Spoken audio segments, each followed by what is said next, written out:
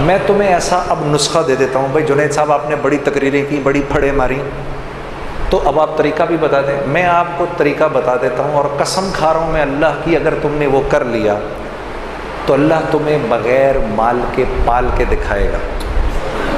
ٹھیک ہے, اب غور سے سننا میری بات. مولوی صاحب وہ قرآن کی کون سی آیت ہے جس میں اللہ نے مال خرچ کرنے کے 6 طریقے بتائے ہیں کہ اس پہ خرچ کرو, اس پہ خرچ کرو, اس پہ خرچ کرو, مساکین پہ خرچ کرو, رشتہ داروں پہ خرچ کرو. ایک آیت ہے, کوئی حافظ اگر ادھر بیٹھو, آپ کو یاد آ رہا ہے؟ ذرا بتاتے جاؤ. پہلے کس کا نام لیا؟ سب سے پہلے اپنے مال کے 6 حصے کرنے ہیں. آج کے بعد جو گھر میں پیسے آئیں گے اس کے 6 حصے کرنے ہیں. ٹھیک ہے, غور سے سن لو. جو گھر میں پیسے آئیں گے اس کے کتنے حصے کرنے ہیں؟ 6 حصے کرنے ہیں. سب سے پہلے کس پہ خرچ کرنا ہے؟ فقراء پہ خرچ کرنا ہے. ٹھیک ہے جی, سب سے پہلے کس پہ خرچ کرنا ہے؟ پھر کس کا نام لیا؟ پھر مساکین کا, جو مسکین ہیں بیچارے. ٹھیک ہے, پھر اس کا نام لیا. ہاں, یہ عاملین کون ہوتے ہیں؟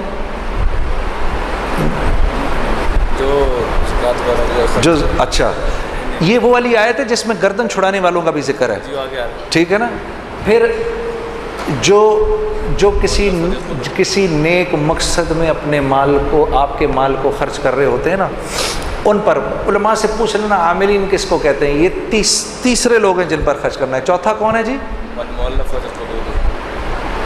جن کو دین کے قریب کرنے کے لیے. ہاں, جن کو دین کے قریب کرنے کے لیے, یعنی جب اللہ کے راستے میں, یعنی جو قریب آ رہا ہو اس پر خرچ کرنا. جو دین کے قریب آ رہا ہو اس پر خرچ کرنا. یہ نہیں کہ دعوت دینے گئے تو اسی کے گھر میں کھانا شروع کر دیا. جی ہاں جی, میرا ایک دوست ہے, وہ تو یہ کرتا ہی کرتا ہے, میں اس کو سمجھاتا ہوں نہ کیا کر. وہ جس کے گھر جاتا ہے, سر ہم بیٹھے ہوئے چائے منگوا لیں گھر سے, اندر سے. جس کو دعوت دینے گئے ہیں اسی کے گھر سے چائے منگوا لی. جس بندے نے مجھے وصول کیا تھا, جنید غنی نے, وہ مجھ پر پیسہ خرچ کرتا تھا اتنا کہ میں شرم کے مارے مجھے سمجھ میں نہیں آتا تھا میں کیا کہوں. میں اس کی ہر بات مان لیتا تھا. وہ مجھ پر خرچ کرتا تھا. ٹھیک ہے, 4 ہو گئے. 5واں گردنیں آزاد کر دینے. جو قیدی ہوتے ہیں, جو عدالتوں میں پھنسے ہوئے ہوتے ہیں, جن پر قرض چڑھے ہوئے ہوتے ہیں, اللہ کے راستے. وابن السبیل, اور جو اللہ کے راستے میں ہوتے ہیں. 6 تو یہ ہو گئے. اپنے مال کے کرو 7 حصے, اور 7واں حصہ گھر والوں پر. اب یہ بات تو بڑی, پھر سمجھ لو کہ پاگل ہوں نا. ہاں, کوئی گل نہیں.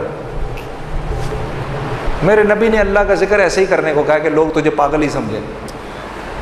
تو پاگل بھی اگر سمجھ رہے تو کوئی بات نہیں. اپنے مال کے کرو 7 حصے, اور اگر تم نے اس طرح مال خرچ کر لیا, میں قسم اٹھا کر کہہ رہا ہوں, کچھ عرصے بعد تمہیں روپے پیسے کی ضرورت سے اللہ آزاد کر دے گا. اگر نہ کیا تو مجھے پکڑ لینا. یہ بات مجھے مولانا سعید احمد خان صاحب کے توسط سے کسی نے بتائی ہے کہ ایک آدمی نے کہا, مولانا یہ آپ زندگی کیسے گزارتے ہیں؟ انہوں نے بولا, قرآن کی یہ آیت ہے, ان 6 لوگوں پر خرچ کر کے 7واں حصہ گھر والوں کو دے دو. اگر میرے ہی والا حال نہ ہوا تو مجھے پکڑ لینا. اپنے آنکھوں سے دیکھا کہ خالی جیب پر پیسے نکل جاتے ہیں. یہ سن لو جی, مولوی صاحب کہہ رہے ہیں اپنی آنکھوں سے دیکھا, خالی جیب میں سے پیسہ نکال رہے ہیں. پھر کچھ بات بنے گی نا, پھر مزہ بھی آئے گا زندگی گزارنے کا. ابھی تو اللہ سے لینا سیکھا ہی نہیں, کچھ دیکھا ہی نہیں کہ اللہ کرتا کیا ہے.